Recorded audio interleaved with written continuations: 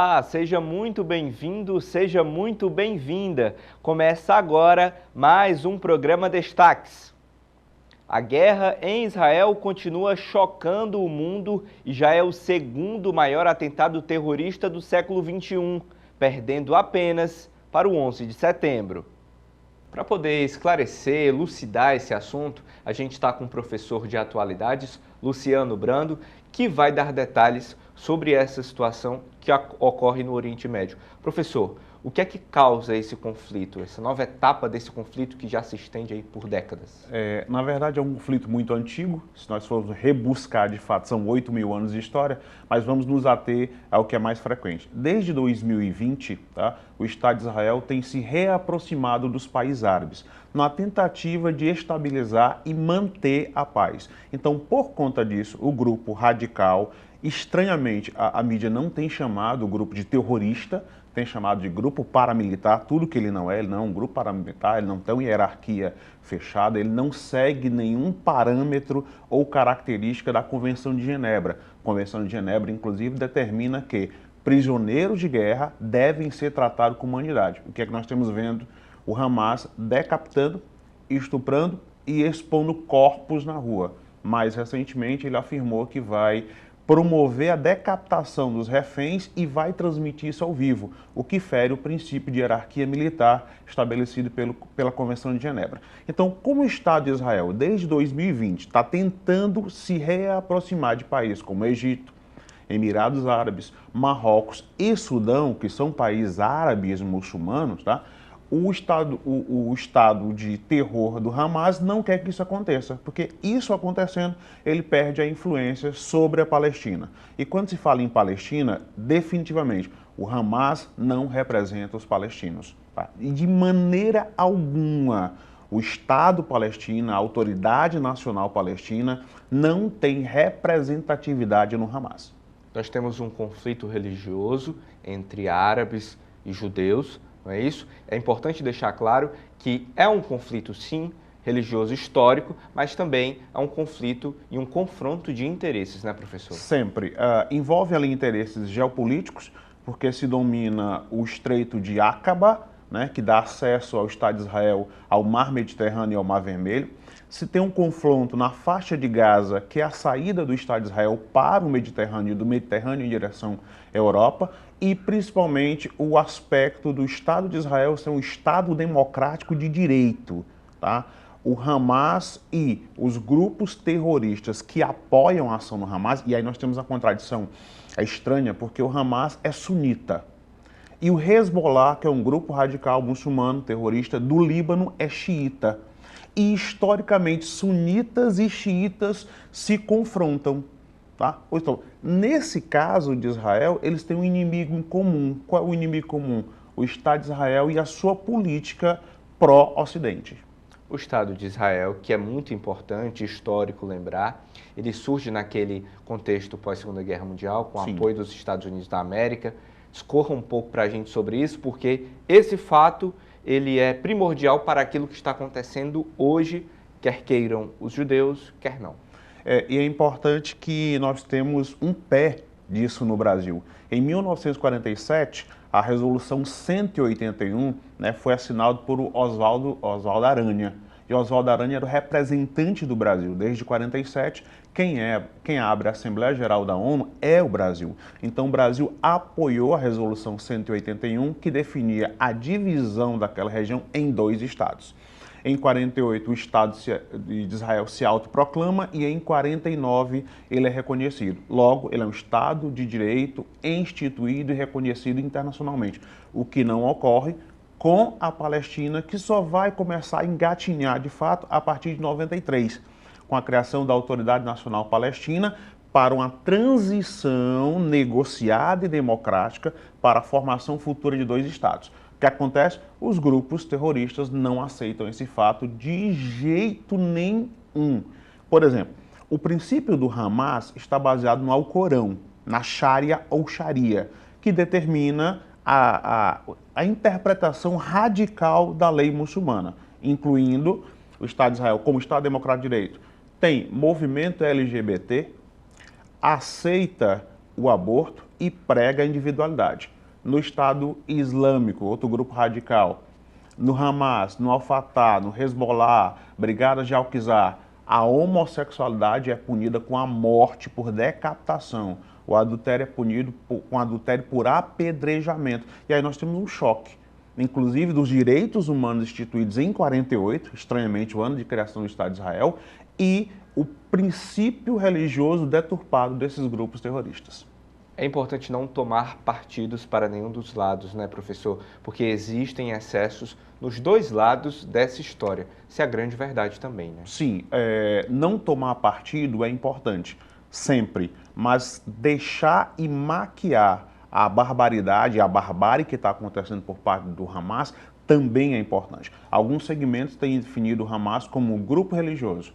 Ele não é um grupo religioso, ele é um grupo terrorista embasado ou maquiado de religioso. Eu sempre afirmo de que não há policial bandido, não há pastor bandido, não há padre bandido. O que há é bandido disfarçado de policial, bandido disfarçado de pastor, bandido disfarçado de segmento religioso. É o caso do Hamas. Eu queria que o senhor explicasse a diferença de três contextos básicos: árabes, palestinos e muçulmanos.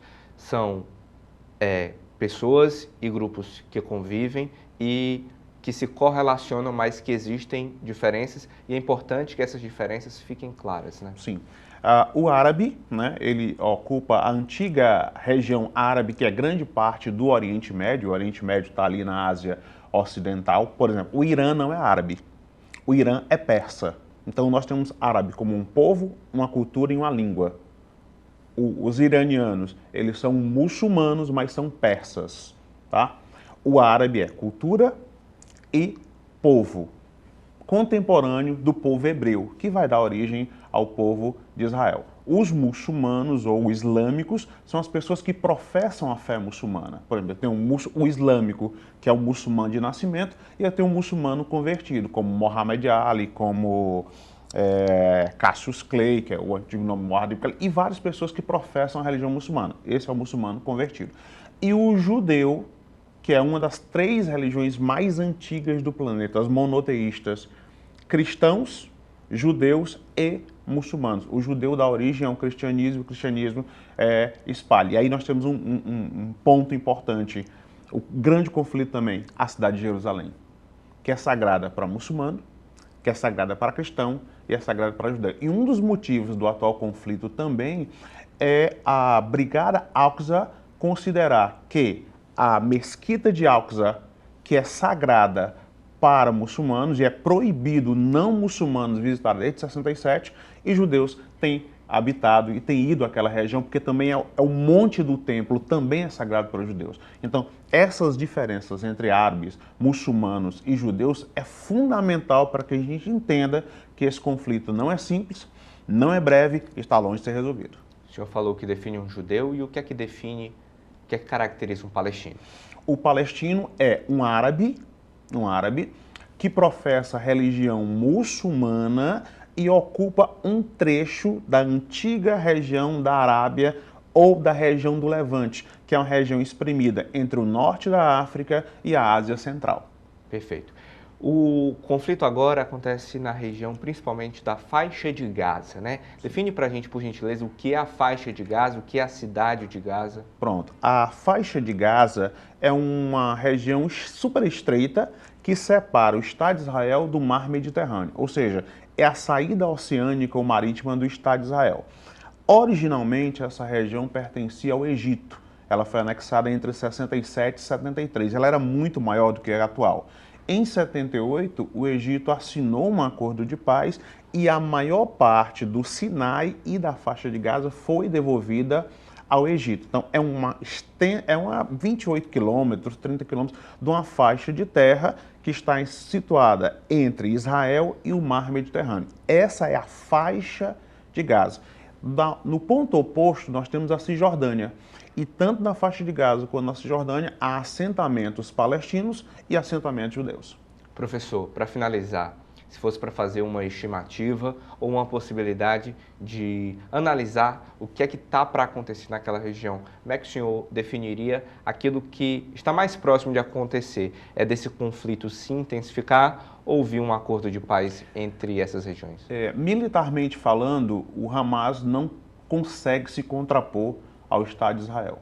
Isso é impossível, porque Israel tem tecnologia de domo de ferro, está tendo o apoio dos países ocidentais, mas a tendência é de que o Hamas intensifique a radicalização, ou seja, execução em massa, execução dos reféns, transmissão dessas execuções para fazer um golpe chamado de satanização, historicamente falando. É transformar o inimigo numa coisa pior do que o que de fato ele é. É só você rebuscar, por exemplo, você não vai ver nos livros de história, nas filmagens, Hitler rindo.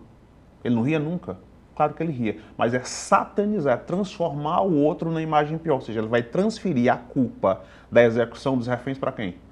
Para o Estado de Israel, tentando puxar a mídia e a opinião, especialmente os países árabes, ao seu favor. Isso é o que vai acontecer e já está acontecendo. 2.000 pessoas devem participar nos próximos dias 25 e 26 de outubro da segunda edição do FIEC Summit, com debate sobre hidrogênio verde. O encontro envolverá palestras, painéis, exposições e apresentações sobre a cadeia produtiva do H2V. O consultor de energia da FIEC, a Federação das Indústrias do Ceará, Dr. Jurandir Picanso, vai nos dar detalhes sobre como participar desse mega evento que terá, inclusive, convidados internacionais. Muito obrigado pela entrevista, Dr. Jurandir Picanso. Eu queria que o senhor, primeiramente, falasse da expectativa desse FIEC Summit, dessa segunda edição, como é que está? Olha, nós tivemos a primeira edição no ano passado e que foi um sucesso. Foi um evento bilíngue, internacional, ele é online e presencial, de tal forma que no ano passado realizou-se nas instalações da FIEC e nós vimos que esse ano teríamos que ampliar. Esse evento vai ocorrer então no Centro de Eventos do Ceará e esse vai ser de uma dimensão bem maior, porque vai ter uma exposição, nós vamos ter também os painéis principais, esses painéis em que nós já vamos apresentar aquelas empresas que estão desenvolvendo seus projetos, fato que no ano passado ainda era muito preliminar, muito inicial, então vão ser diversos painéis em que serão apresentados esses projetos, serão debatidos principalmente o futuro do hidrogênio verde aqui no Brasil. Olha, são muitas atrações nos painéis, que é o evento principal. Mas nós temos, em paralelo a isso, encontros de negócio. Então, serão 10 empresas âncoras, entre elas as empresas que estão promovendo os seus estudos aqui, que já poderão receber empresas interessadas em oferecer serviços, em fazer parcerias para desenvolver esse projeto. Teremos ainda um concurso de trabalhos acadêmicos e projetos de pesquisa. A universidade também envolvida. E serão premiados os melhores projetos de pesquisa e estudos acadêmicos. Olha, o evento realmente está dimensionado para atender uma expectativa com 2 focos principais. Primeiro, a própria comunidade do Ceará, para conhecer mais essa oportunidade que está surgindo aqui no Estado. E depois também para poder divulgar diante do público externo todo o processo de desenvolvimento que está acontecendo aqui. E debater as principais questões relacionadas a esse mercado de hidrogênio verde que se inicia agora. Então essa é uma oportunidade também do público geral ter acesso ao conhecimento do hidrogênio verde, né, doutor? Olha, o hidrogênio verde, que foi essa oportunidade encontrada aqui para o Estado do Ceará, eu vou repetir os princípios. Por que ocorreu isso? A região nordeste do Brasil detém um potencial gigantesco de energia eólica e de energia solar. Esse potencial, digamos, em combinação, promove as melhores condições no mundo para a produção de hidrogênio verde. Todos os estudos internacionais de diversos consultores, de diversas instituições, institutos de pesquisa, são unânimes em dizer: aqui no Nordeste pode-se produzir o hidrogênio verde ao menor custo. Adicione-se a isso, o estado do Ceará tem uma estrutura no complexo do PECEM praticamente apropriada para essa atividade, com a zona de processamento de exportação, porque o primeiro atrativo foi exatamente para exportação. Isso porque a União Europeia, principalmente, está muito interessada e já definiu que vai importar 10 milhões de toneladas de hidrogênio até 2030. É esse mercado que as empresas que estão vindo aqui para o PECEM estão visualizando. Então, isso fez com que o Ceará, dentro desse ambiente de potencial de energias renováveis do Nordeste, com o equipamento, o complexo do PECEM, que inclusive é administrado pelo governo do Estado, em parceria com o Porto de Roterdã, trouxesse todo esse atrativo. Ao se anunciar essa oportunidade, olha, o Ceará tem essas excelentes oportunidades, as empresas do segmento vieram para estudar essa possibilidade. Aí, então, assinaram memorandos de entendimento para estudar a viabilidade de desenvolver um projeto aqui. E o que é que nós estamos acompanhando? Vários desses projetos estão avançando. Empresas já alugaram áreas lá no PECEM. Tudo isso será objeto desse nosso evento, mostrar esse desenvolvimento, essa evolução e fazer prospecções para o futuro, como será daqui para frente esse processo. O senhor falou em evolução, lá atrás o senhor foi pioneiro nessa história toda de energia renovável aqui no nosso estado, né? Ver esse crescimento e esse potencial gigante que vai levar nosso estado para o mundo e já está levando, deve ser uma satisfação, um enorme orgulho para o senhor também acompanhar, né? Ver que ano passado, por exemplo, teve o primeiro FIEC Summit, que foi um grande sucesso, um espaço já muito grande da FIEC, e agora perceber que ele vai ocupar ainda mais espaço e receber ainda mais holofotes, deve ser um enorme orgulho, né?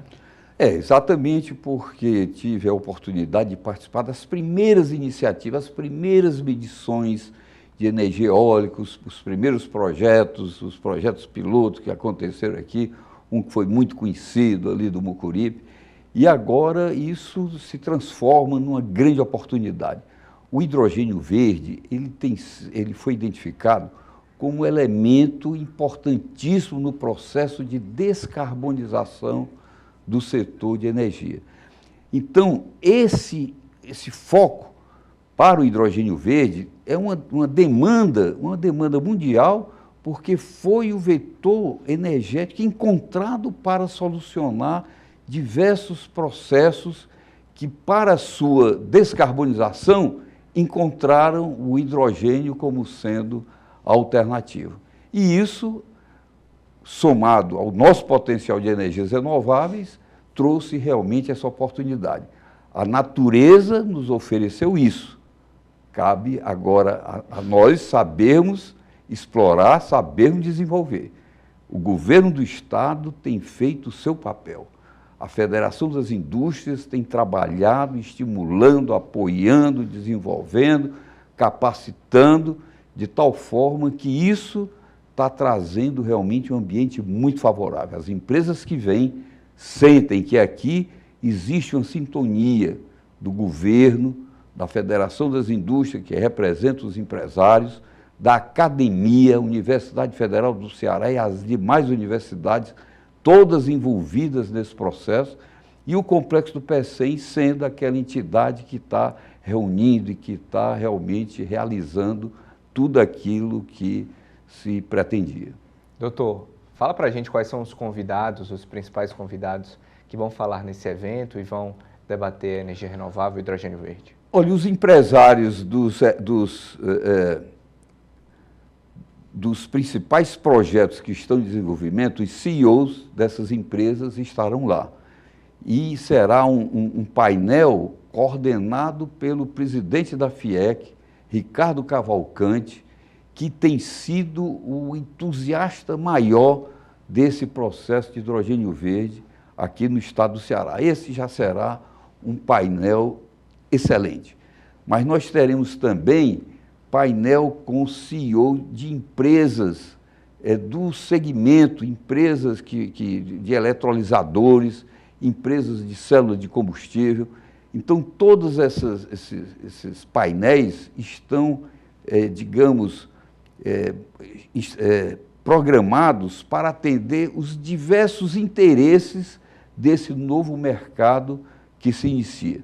Nós temos uma participação muito importante da Câmara de Comércio Brasil-Alemanha, que se chama HK, a sigla em inglês, que vai coordenar um painel, e essa instituição está tendo um papel fundamental na promoção do hidrogênio verde aqui no Brasil, com diversas iniciativas. Isso porque a Alemanha vai ser o primeiro país a importar hidrogênio verde para a Europa. E está tendo todo o apoio da sua Câmara aqui no Brasil. O diretor estará coordenando um dos painéis, será um dos painéis mais importantes. Vamos falar sobre a certificação do hidrogênio, que teremos também representante da Câmara, Câmara de Comércio de Energia Elétrica, a CCEE, em que ela está se propondo a ser a certificadora do hidrogênio verde aqui no Brasil. Olhe, todos os temas de interesse estão nos painéis, a inscrição é livre, podendo ser online ou presencial. Presencial, naturalmente, vai ter um limite, mas, por enquanto, como as instalações são muito grandes, eu acredito que ainda tem espaço para o presencial. Vai ser transmitido em português e em inglês. Tanto as pessoas presentes poderão assistir a apresentação em português e inglês, como aqueles que estarão online. Ou seja, um evento de grande porte para promover essa grande oportunidade da economia do Ceará em torno do hidrogênio verde e das suas energias renováveis. Doutor Jurandir Picâncio, muito obrigado pela entrevista, prazer em entrevistar o senhor e mais uma vez parabéns. Muito obrigado, espero que você também esteja lá no evento e que constate realmente que vai ser um evento de grande importância. Com certeza, muito obrigado. A gente vai para um rápido intervalo e volta em instantes com mais destaques.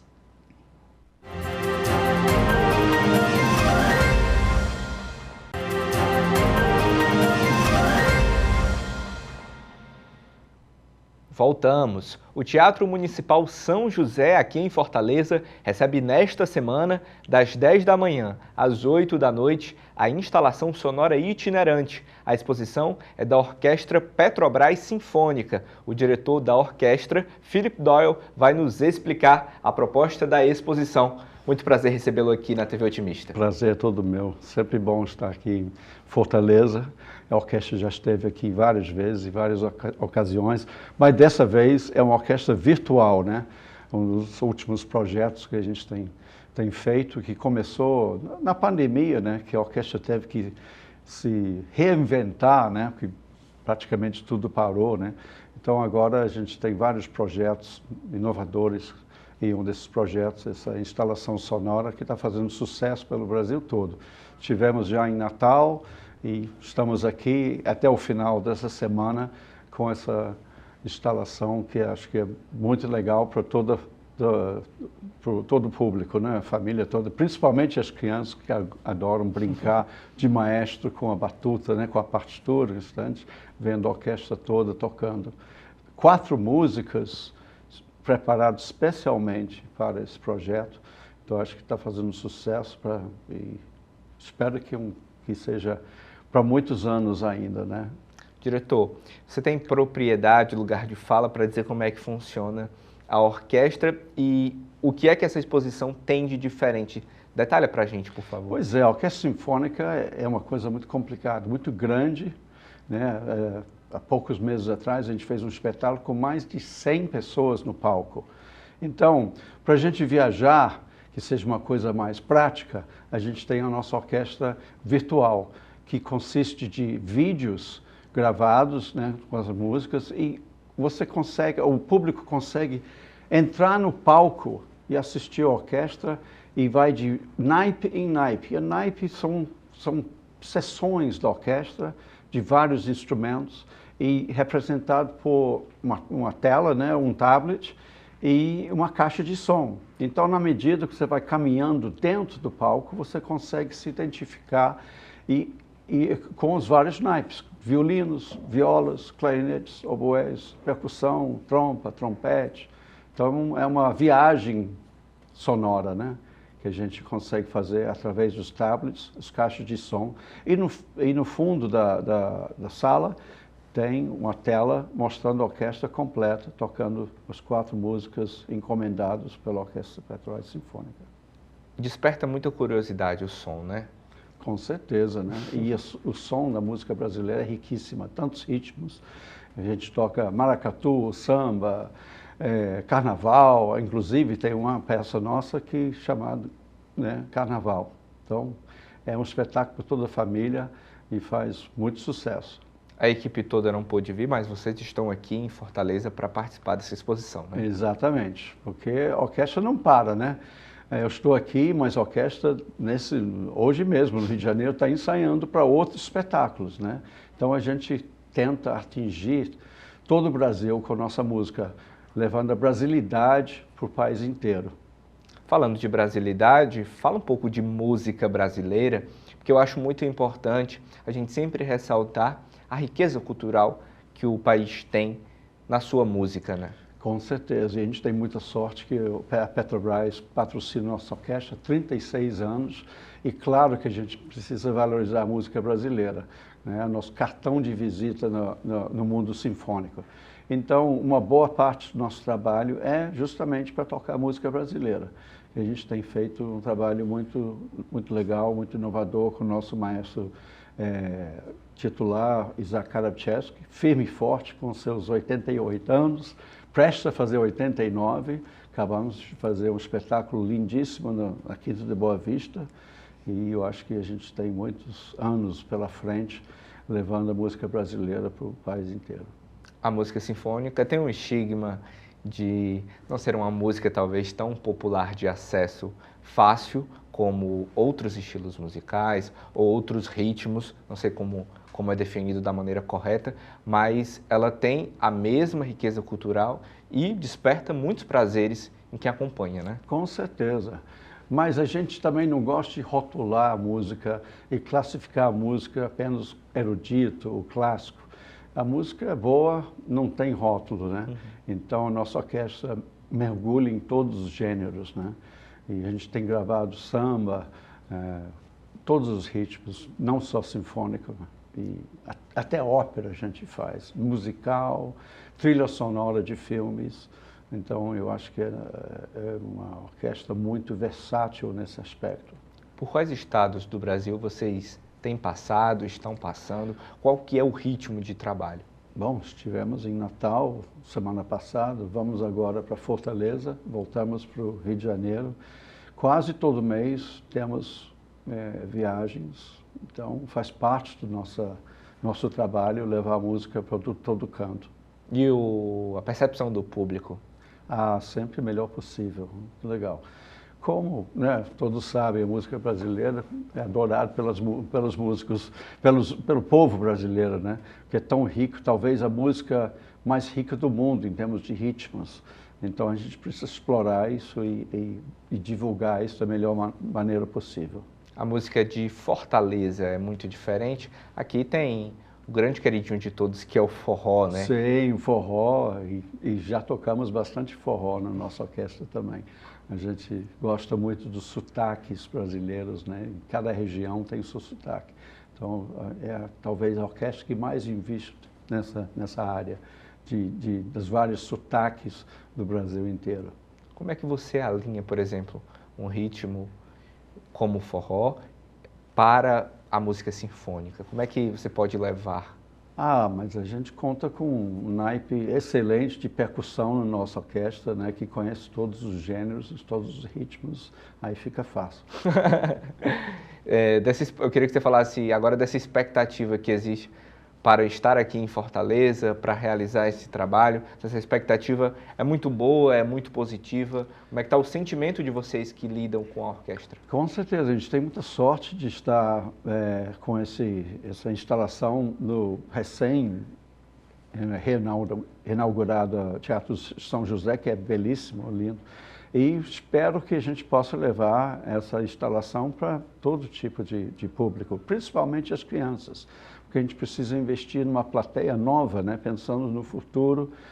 E as crianças, nossa, eu adorei a orquestra, quero estudar um instrumento, eu gostei das músicas. Então é um incentivo, quase um trabalho pedagógico também. Então isso é muito gratificante, sabendo que a gente está investindo na renovação de plateias, né? A possibilidade de ter novos músicos também é animadora? Com certeza. E um dos projetos da nossa orquestra é a Academia Juvenil, em que jovens músicos conseguem uma experiência muito boa tocando e aprendendo tocando numa orquestra. E temos vários alunos ex-academistas já com carreira na Europa. Que legal. Vocês têm perspectivas de passar por outros municípios aqui do Ceará ou em outros estados, ir para além das capitais? Infelizmente, esse ano a gente para em Recife, depois voltamos para o Rio de Janeiro. Mas ano que vem, esse projeto com certeza vai explorar novas regiões. Para finalizar, eu queria que você deixasse o convite para a orquestra no Teatro Municipal São José. Então, venham todos assistir essa bela instalação sonora de 10 às 8, todo dia, até o final dessa semana. Venham todos. Perfeito. Muito obrigado pela participação, diretor. Um prazer entrevistá-lo. Obrigado, prazer. A gente vai para um rápido intervalo e volta em instantes com mais destaques.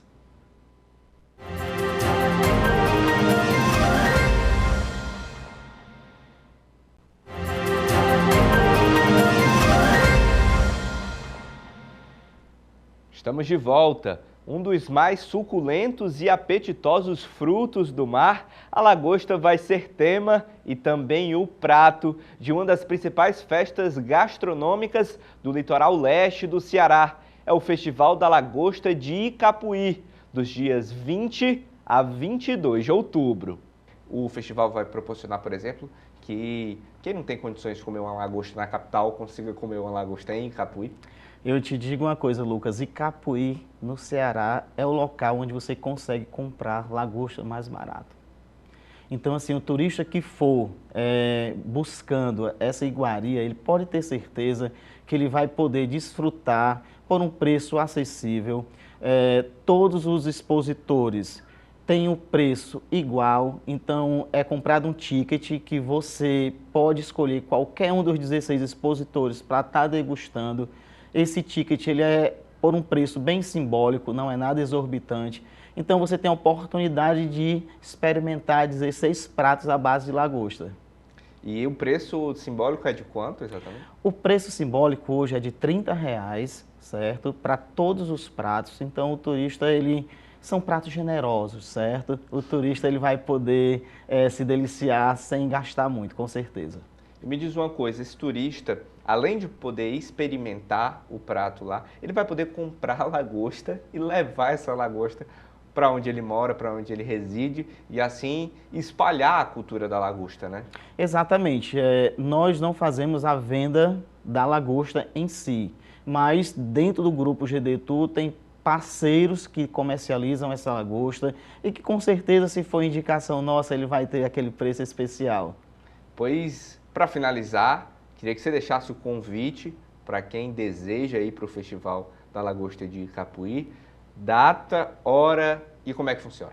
Pronto, vou deixar agora. Quero fazer aqui um convite especial para todas as pessoas que estão nos assistindo, que vai Icapuí, vai prestigiar. Hoje nós temos dos 10 melhores festivais de gastronomia do Ceará, Começa do dia 20 a dia 22. Esse ano nós estamos estendendo o evento um pouco mais, porque nós vamos estar finalizando com um sunset, no finalzinho de tarde, com música ao vivo, você curtindo aquele pôr do sol maravilhoso. Então, gostaria de convidar a todos a se fazer presente nessa data na Praia de Capuí, conhecendo as nossas belezas, as nossas falésias e se deliciando daquele prato à base de lagosta que é delicioso.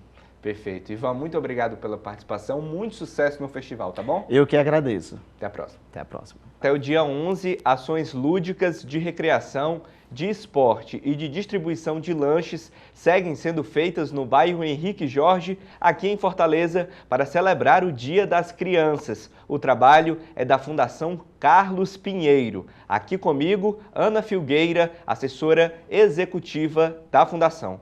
Prazer recebê-la aqui, Ana. Muito prazer também, obrigada pelo convite. Queria que você falasse da importância dessa iniciativa para essas crianças muitas vezes em situação de vulnerabilidade, né? Sim, nós estamos com algumas ações, como você trouxe, voltadas para o Dia das Crianças. Elas já começaram a acontecer desde o dia 9, ontem, e seguem até amanhã, dia 11. São ofertadas para as crianças que já são alunas da Fundação Carlos Pinheiro.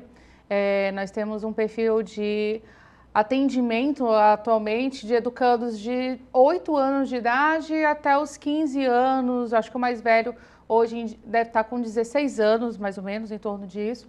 E eles têm um perfil muito específico, que são crianças e adolescentes em situação de vulnerabilidade social, eu diria até extrema vulnerabilidade social.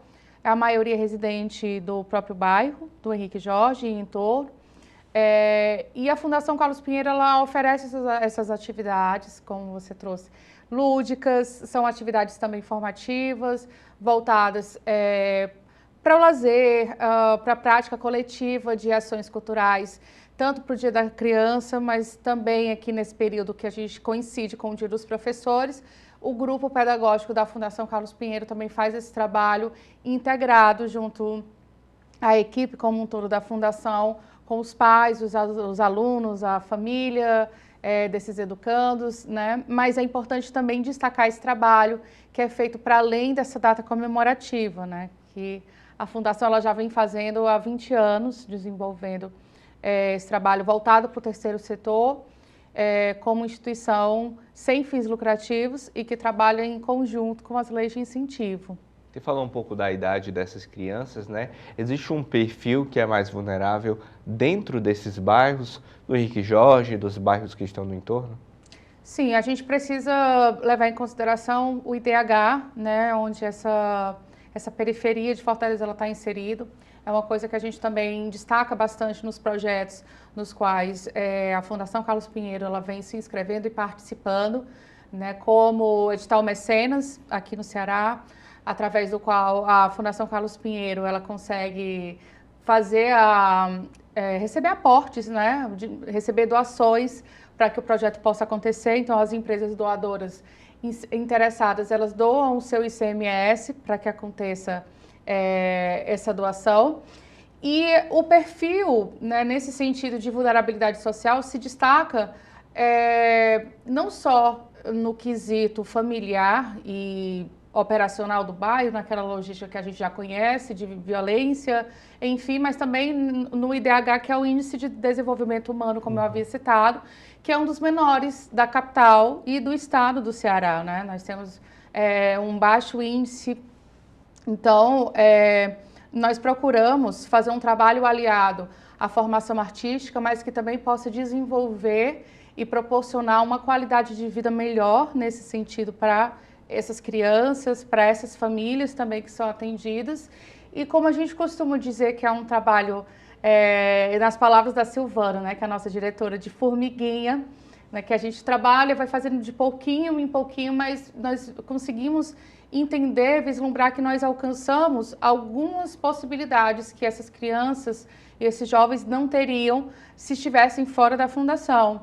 Então, hoje nós temos ex-alunos que entraram para a polícia, que hoje são professores de música, que seguiram alguns caminhos, algumas outras oportunidades também profissionais e acadêmicas, que muito provavelmente ou de uma forma mais difícil eles não teriam acesso, graças à fundação. Claro. E essas atividades do Dia da Criança estão ocorrendo onde? Dentro da fundação, em áreas do entorno? Como é que funciona?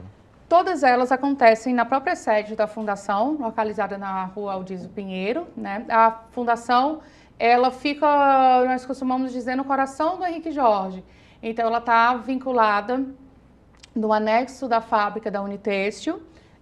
As atividades, elas são abertas à comunidade, são voltadas mais especificamente para os educandos, mas outras pessoas que tenham interesse em conhecer o projeto são muito bem-vindas. Então, nós recebemos a comunidade como um todo, acontecem na sede e tem essa programação que segue pela manhã, ao longo do dia, encerrando por volta das 17 horas. Como é que faz para ajudar a fundação? Tem que ir presencialmente ou não? Nós temos alguns canais de ajuda, né? Um deles eu coloquei aqui para quem é empresário, para quem tem empresa, que seria através dos projetos onde a Fundação Carlos Pinheiro já tem aprovação. Aqui no Ceará nós temos o edital Mecenas. É importante destacar isso porque as empresas elas têm um valor mínimo de ICMS para contribuição.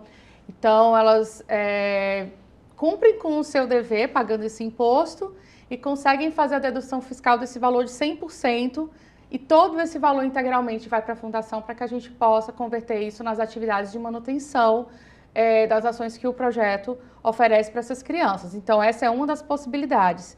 A segunda é um outro tipo de incentivo fiscal através da Lei Rouanet, que já não é mais o imposto estadual, seria federal, que outras empresas que também possuam podem estar nos procurando, entrando em contato para doar. Esse contato ele pode ser feito através do Instagram, do próprio site da Fundação Carlos Pinheiro. Eu vou deixar o nosso Instagram com vocês, que é @Fundação Carlos Pinheiro, sem cedilha e sem tio.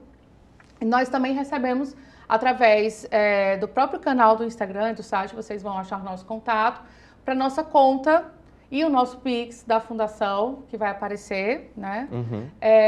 Vocês podem estar fazendo qualquer tipo de doação direta, qualquer contribuinte.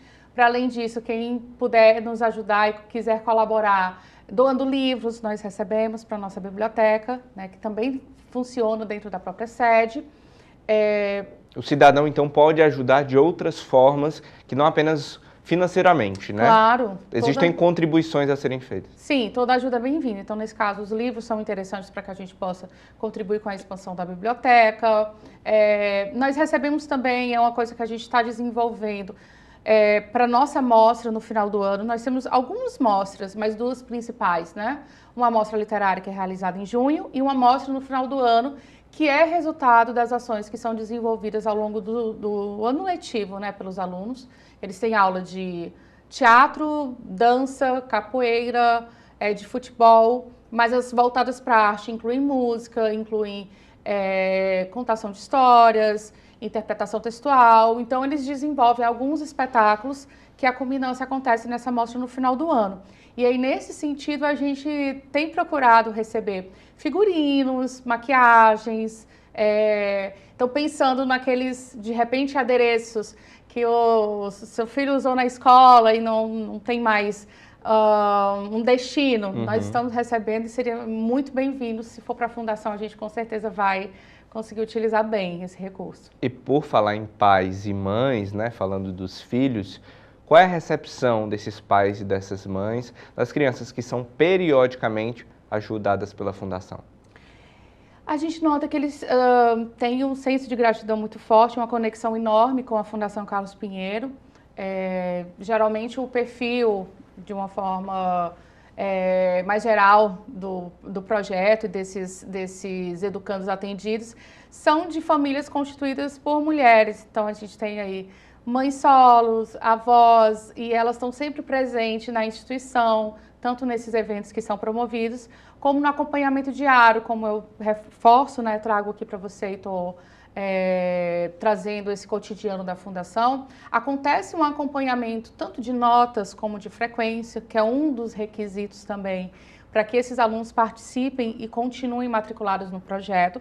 Eles precisam estar regularmente matriculados e frequentando no contraturno escolar, né, as aulas na rede pública de ensino. Tem que ter assiduidade, né? Tem que ter assiduidade. Essa assiduidade ela é acompanhada pelas professoras da Fundação Carlos Pinheiro. Então, não adianta o aluno estar na fundação e não frequentar mais a escola, ou então sumir da escola. Há esse controle com relação à família, que acompanha, que participa, que eu vejo que também é muito emotiva com relação a esse trabalho que é feito. Então, é uma parceria que já vem sendo continuada há alguns anos, né? Eles entram pequenininhos, geralmente só saem do projeto quando atingem a idade máxima. Vocês têm alguns planos de expansão da fundação, não necessariamente de receber mais pessoas, mas de ter um espaço cada vez maior? Como é que está o espaço de vocês hoje e para onde vocês querem ir, né? Bem, geograficamente falando, a Fundação ela pretende continuar na sede, não vai ter uma expansão física nesse sentido, mas a gente gostaria de desenvolver algumas ações com maior alcance, mesmo em Fortaleza, fazendo algumas saídas culturais, que a gente sabe que envolve um pouco mais também de recurso, né, para que as crianças elas tenham acesso a alguns teatros, alguns outros aparelhos culturais da cidade. Tem crianças, como já foi relatado, que nunca foram à praia, que nunca fizeram algumas ações que para a maioria das pessoas é cotidiano, ou mais simples, mais corriqueira, mas dentro da realidade deles parece algo muito distante e que a Fundação, ela cumpre esse papel, né? Ela gosta de atuar não só na formação artística e cultural, mas tentando também prover um pouco do que a família, vamos dizer assim, de alguma forma não consegue suprir. E é um sonho da Fundação conseguir trazer essa mostra com mais recursos, adquirindo equipamentos que hoje a gente não tem, recursos no sentido também de equipe, para que a gente possa ter um atendimento mais qualificado. Nós temos essas pequenas ambições. Perfeito. Ana, muito obrigado pela participação e muito sucesso no projeto de vocês. Também. Que esse Dia das Crianças seja igualmente muito feliz para todas as crianças. Eu que agradeço a participação. Até a próxima. O Destaques fica por aqui. Obrigado pela companhia e até o próximo programa.